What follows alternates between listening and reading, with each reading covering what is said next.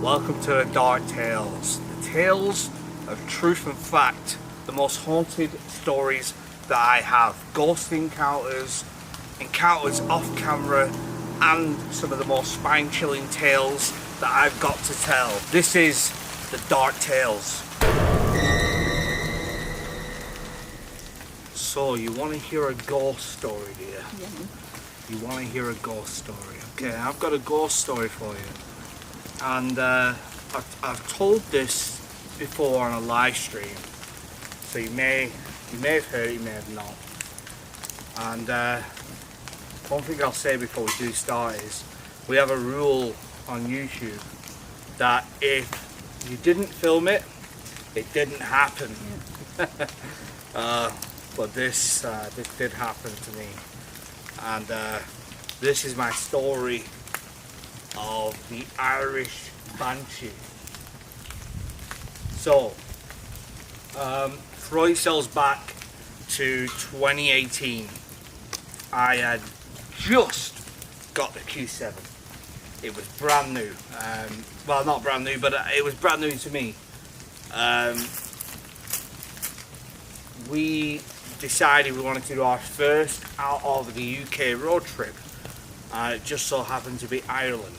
So, me and Bucky got in the Q7, went to Ireland, and we met with a new guy. We just met him then, Irish Dave, because obviously we had Burger Dave, and now we've got Irish Dave. And Irish Dave joined us on the road trip, and it was a banging road trip. It's when we first ever did Ex-Asylum. We did a bunch of convents. We did the health. No, we didn't do the Hellfire Club. That was the second time. But we did some really good stuff. And the only issue with road tripping, especially in the south or the southwest of Ireland, is there isn't a great deal of hotels. And when there is, you can't really book them last minute. It's very hard to walk into somewhere and find accommodation. So we've been filming all day. I think that was the day we actually filmed 6 or 7 videos. Only short ones. You're speaking now. You. Yeah. Only 6 or 7 short videos, but we were tired. And because we've been filming so much, we completely forgot to book an Airbnb or a hotel.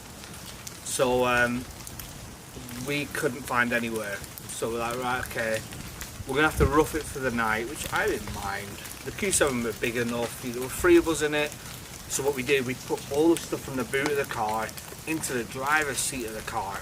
So Bucky got the boot of the car, I got the back seats, and Irish Dave was in the passenger seat, led down.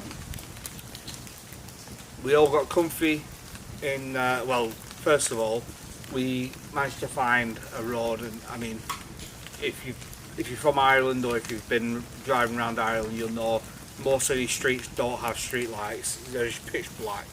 There's a really long country lane, and it's just black. We pulled over in what we thought was a lay-by.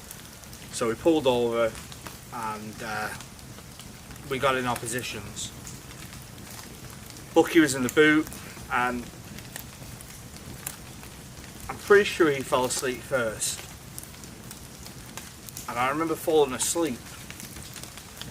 And I don't know how long I was asleep for, but I could hear Bucky. And he was repeating, get up and drive, get up and drive, get up and drive, get up and drive. Get up and drive on repeat. And I woke up and I could still hear it. As I wake up and I look over at him, I'm like, what? Because honestly, in a split second, because of what Dave had been telling me, I thought there were a bunch of travellers behind the car and they were getting ready to jack us. So I was like, shit, okay, what? And he's led, so imagine my head is behind the driver's seat. So I pop up, I look over, and his head is in the far corner away from me, right? And he's looking at me and he's like, what? I'm like, what do you want? Why we got to drive? I didn't say anything. I'm like, what? I've been awake for about 2 minutes, I didn't say nothing. I was like, right, okay. So I led down. I thought that was weird. And I just led down with my eyes open. Because it scared me a little bit, but I thought it was just a dream.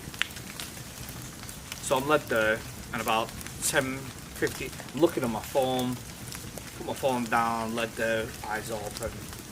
And about another 10 minutes go by, and I hear this noise coming from the back of the car, the boot where Bucky was. He's going, and now the only way I can describe it is, you know, on Alien Independence Day. Yeah. Do you know when that guy gets grabbed around the neck? Yeah. And he's translated for him. It sounded like that. He was gasping for breath. And I could hear it for about a minute before I paid attention, because it started off really quiet. And it got louder. So I eventually look over at him, and his eyes are wide open, looking directly into my eyes. And he's looking directly at me. And I'm like, Bucky! Scream at him. And he goes, I couldn't snap out of it.